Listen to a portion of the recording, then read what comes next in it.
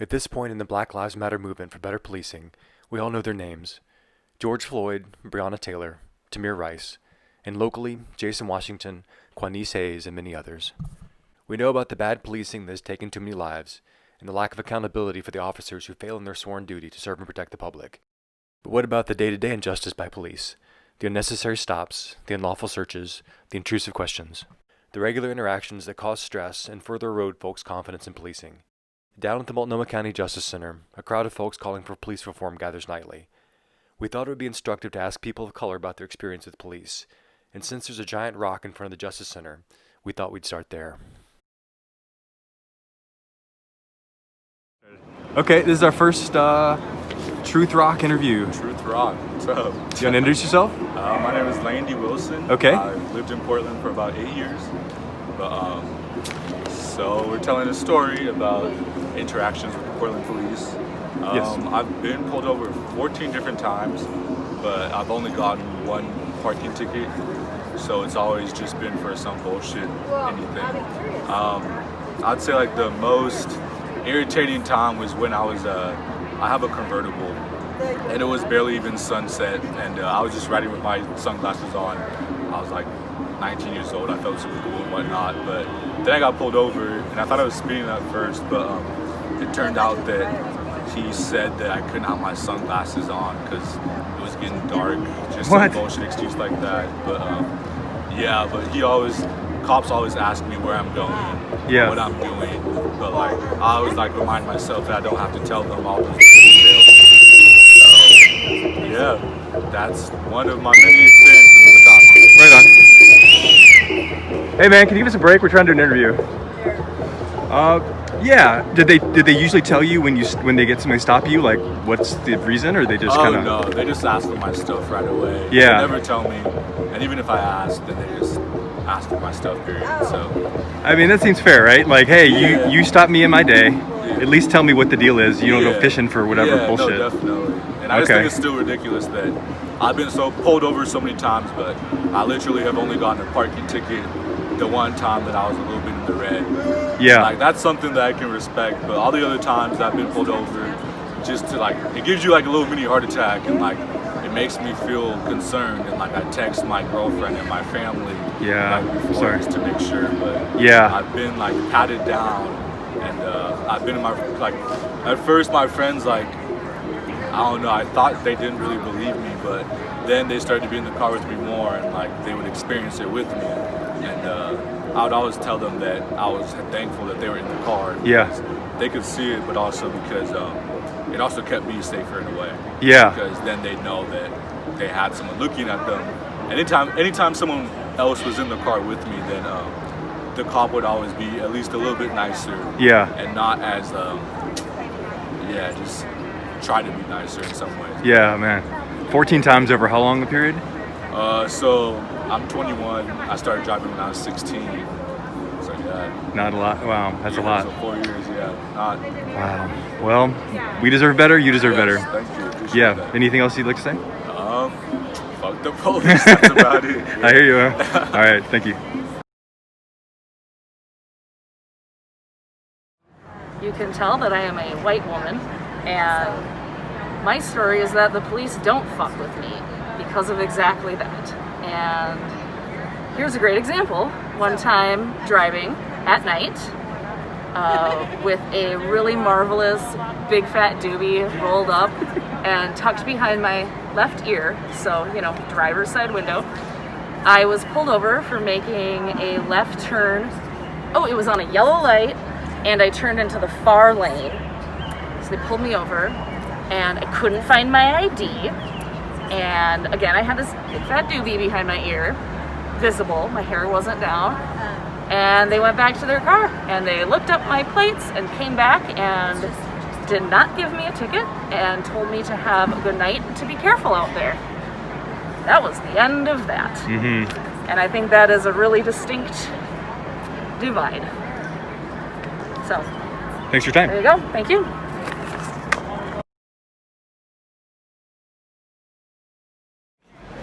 It's your story. It's your family story. It's like everybody's story is a little different. Yeah, my name is Hiral. I I haven't really had many interactions with cops. I've tried to avoid cops my whole life. I think it stems from like my dad when he moved here from India.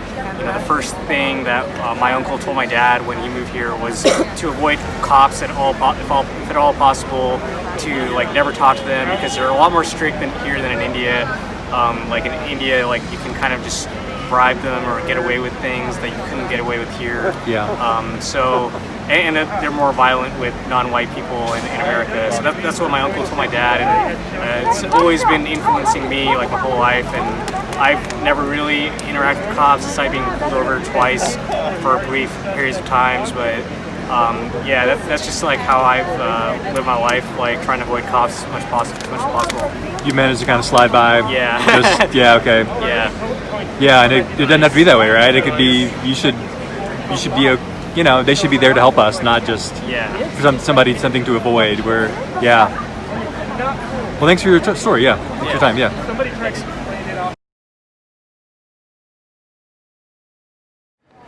So do I like introduce myself? Or? Yeah, if you like. Some people do, some people don't. Hi, my name is Clarice. I'm from Louisville, Kentucky, and I actually had an experience that was not the greatest with police. I got pulled over back when I was like maybe 20 years old. My car ran out of gas on a main road, and I pulled off, and a cop came up to me and asked if I was okay or whatever, and I told him, yeah, I ran out of gas, I'm waiting on AAA to come, and then he just kind of started saying like, you should run out of gas more often so I could see you more, and how old are you, and you're really pretty. And this guy was probably in his like late 30s, early 40s, definitely older.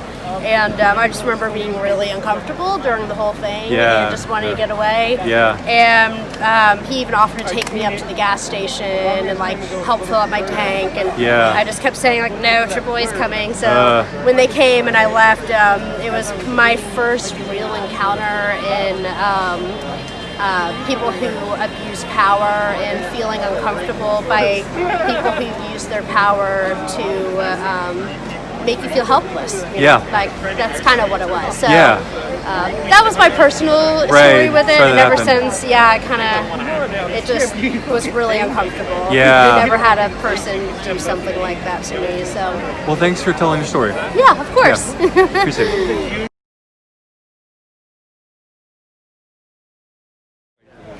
Anyway, my mom's from Mexico, and my dad is from Spain, and they both kind of told me they taught me to not speak Spanish around police officers, or even just at all in this country. And my mom didn't even teach me Spanish when she was raising me.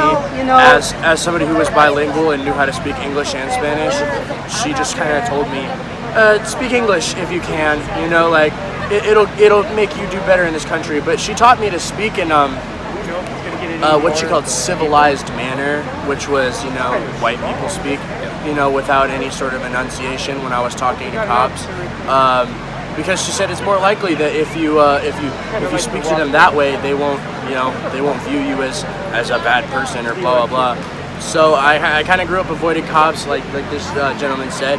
But then when I was in 8th grade, somebody called me a spick in my school, and I was 14 years old, and I had just turned 14 the week before, and I got so mad I punched him in the face and broke his nose. And the school resource officer arrested me, and I said, "Why are you arresting me? I was defending myself and my honor." And he said, "Well, you shouldn't have punched him in the face," and he charged me with simple assault. And I had to go to peer court, and I couldn't show up to peer court because I didn't have a ride. And for that, they sent me to actual court instead of peer court. They didn't allow me to go through peer court anymore. Sent me to real court, and I was sentenced to a year and a half in McLaren for assault. I'm 16 now. 16. I just got out a few months ago. How long were you? How old were you when it happened? 14. 14. Wow. Well, I was 14, and I got out when I was 16 and a half. I'm 16 and 3/4 now. Oh gosh, okay. Yeah, I'm almost 17. Wow. But anyway, I mean, after that, I got out and I saw these protests that were happening, and I was like, hey, fuck it, I gotta get out here. You know, if it happens to me, a light-skinned Mexican, it's gonna happen 10 times worse to Black Americans. So I need to be out here and giving my support. And I guess that's my little nugget of a story of what happens for me and cops. You know. Well, thanks for telling your story, and thanks for being here. You're welcome.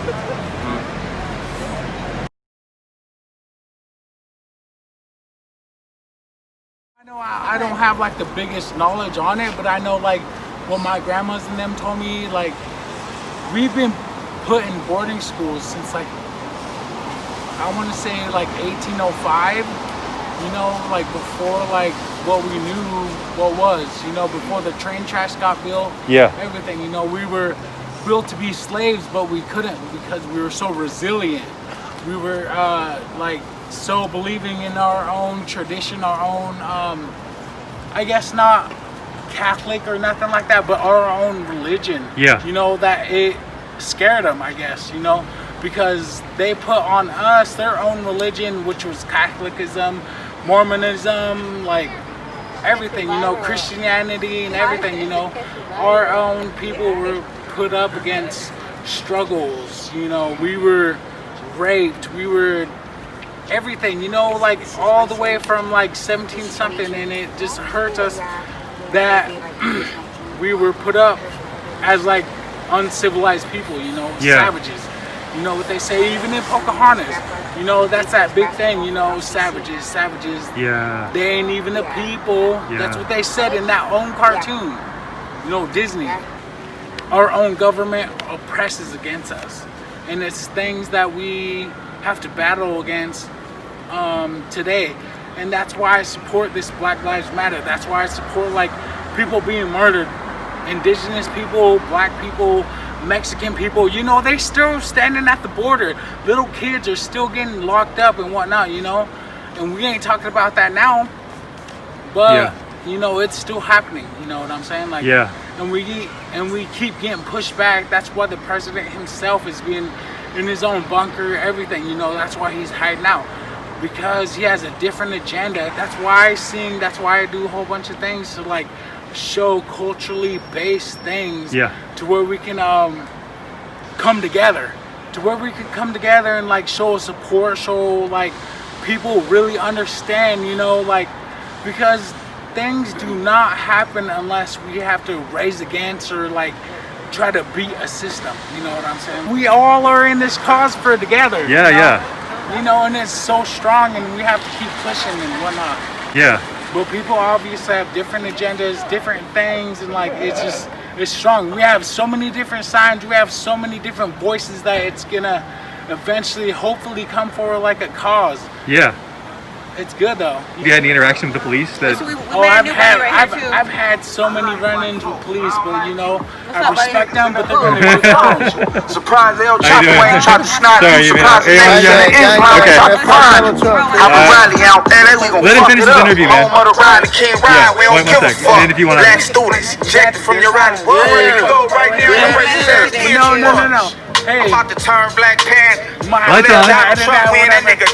on. He too rich. Like He ain't got the answers. He can't make respect decisions with his cops and whatnot, country. He but gon' they ain't playing no more. We, you know, because like everything, variations in different situations, and like we're gonna have the own way to speak on this concrete. If not, like they're gonna shoot us down, and like we either give up or give not. You know what I'm saying? Like, but everything is peaceful nowadays. We have our own setting, we have our own things, and it's just like, you know what I'm saying? Like, I guess every coast has a different variation of everything. Because it's the West Coast, there's the Middle East, or not the Middle East, I mean the Midwest, the East Coast, everything, you know, we have different variations. People have different voices, people have different things, and like we're gonna really show love, whether it's, you know, giving out food, showing support for a brother, showing everything, you know what I'm saying? We all grow from this thing. We all grow from this different experience. Yeah. And it's like so different. Totally. And I love that shit to the most, but like honestly we can grow as long as the police can get something different with their mind, or they want to like show different variations, and they want to be like, I don't know. Yeah. Sometimes I just want to be like, fuck the police, but I don't. But, you know, there's different people, exactly, because that's what people live on and that's what people strive for. But on our southern border, and I want Yeah. but fuck the police. Needs to be said sometimes. Especially fuck the BIA. Yeah, right. Because that's my people. Yeah. Fuck the BIA. Cool.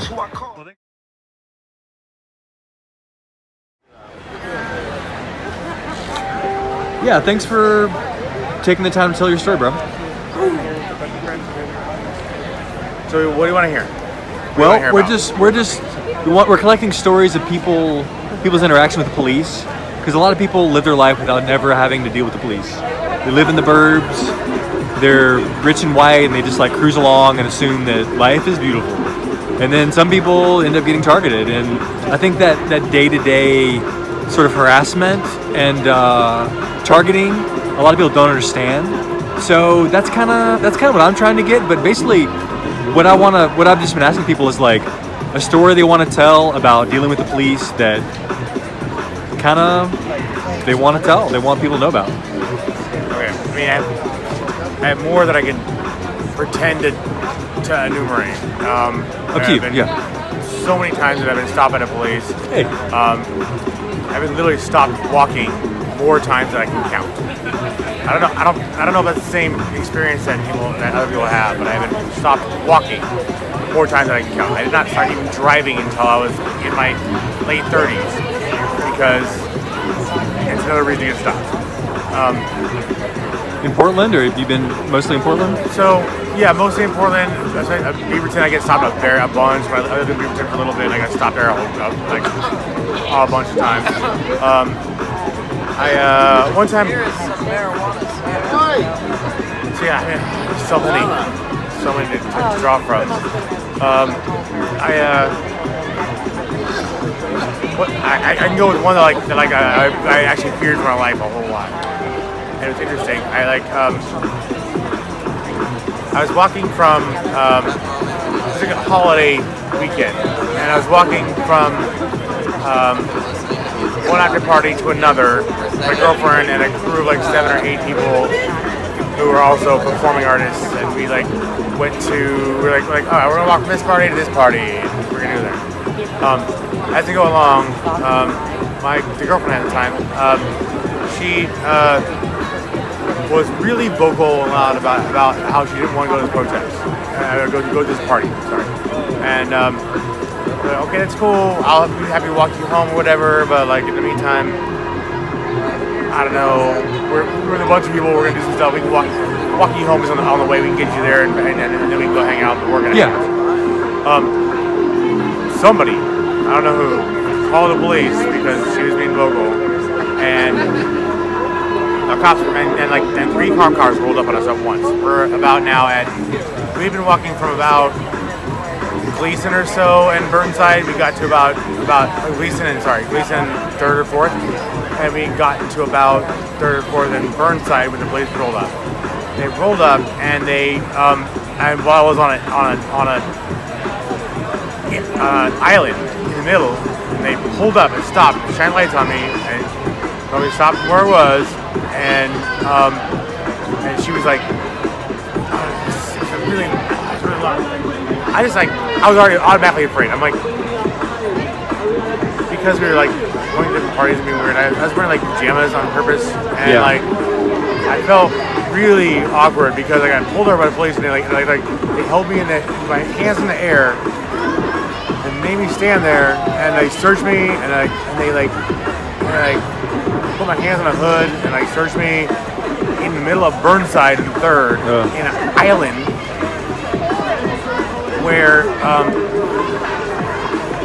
I'm in the middle of traffic on both sides, and looking like like some kind of crackhead or something. Yeah. Really, like hanging out and she's yelling about something and she started yelling at the police, and I was even more afraid of my life because her reaction to their reaction to us was so out of hand, and she didn't even understand that possibly killed this woman was a bit much. I don't know if this is the story you're looking for. What I do know is that I have had hundreds of interactions. Hundreds. Wow. And they will stop you. They'll stop me just walking around. What are you doing? How are you doing? What are you doing? What's going on? Oh, okay. They talk. And you go through a little conversation like, what's going on? Where are you going? Where are you coming from? Where are you going? And then after a while, they're always like, almost always, can I search you? I'm always like, no, you can't search me. And they're like, oh, well, that makes me kind of uncomfortable. I'm like, well, if you feel threatened for your life, you can pat me down for weapons or something, but I'm not doing anything. I'm not. Yeah. I don't want you to go in my pockets at all. There's no reason for that whatsoever. Happened to happen so many times. Once I was jaywalking. Technically, I was in Beaverton. I was like, there's a plant pantry. There's a small street here that goes just along the main street or through the apartment complex and back to the main street, Cedar Hills Boulevard. I walk. There's a plant pantry here. I walk across it, jaywalking this way at 1 or so in the morning as I'm getting off work. With a 6-pack of beer in my hand, and I get stopped by the police. With their flashlights on me and like, hey, stop! I'm like, okay. Ask me what I'm doing. I'm like, just going home from work. What do you guys want? They like went through this whole again the same rigmarole like, hey, what are you doing? Where are you coming from? Where are you going to? Okay, do you mind if I search you? Yes, I do mind. Yeah. Why? Because you don't have the right to search me. Yeah. There's no. Do you just search people walking on the street every day? Is that a thing? Because I don't think it should be a thing. Yeah, and they go through this whole and like try to like make sure you're legitimized to go where I'm going. No. Yeah, awful. The vast majority of my stories are like that. There's been stories where like people I know have been beat up and brutalized just for resisting against those types of affronts to their freedom, right? And their freedom movement and travel. Yeah. And so I've known friends who have been very adamantly like, no, hell no, you can't touch me, no, you can't search me, fuck you, fuck off, dick, eat a dick, I'm doing my own thing. And that's when they get their egos bruised, when they feel like they're being challenged, they can definitely get really friendly. That's when, super unfortunate. That's something we gotta stop. Yeah. What do you want from policing? What do you ideally your perfect world? All right, not in a perfect world, but a couple concrete, easy. Okay, please. I would like to see. I would like to see a police contract that is reviewed by community, like by people who have stake in the community and that are being affected by these very particular police issues. I'd like to see a police contract with substantive revisions that are overseen by people who have a stake in the community that is being brutalized or being. And I would also another thing I'd really like to see is a return to is to see every single specific police officer have their own personal insurance. I think if every officer should be insured personally as opposed to an entire department or entire union being insured, right? I'd like to see every officer being insured. Once an officer does some kind of has more than one or a few use of force complaints, their premiums would go up. Yeah. At some point, they would be uninsurable. Right. At that point, they'd be unemployable by the police. So to recap that really quickly, what I'd like to see is every single officer have to hold their own insurance.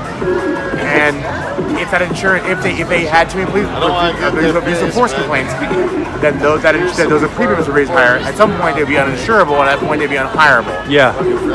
If we have to have insurance to drive, you have to have insurance to be a doctor, you have to have insurance to be a massage therapist. I think it's important to be able to hold your personal insurance as a as a police officer, and as long as you're copacetic and nothing happens, then you're probably go out down after years. Yeah, I right? like it. Yeah. But if you refuse to treat people like humans and not, want to use enforcement, like maybe you have a grace period, like you get 3 years and like something happens, let's complain about it. Okay, it's possible that that's a complaint just because they got enforcement against them, right? And maybe they were being severely violent and that force is justified. But maybe, but in a lot of instances, that's not what's happening. And I think if that would level out after a while. Yeah. I think it's a totally useful, doable solution. Yeah, I like it. Well, thanks for telling your story. Sorry that happened. Yeah, thanks.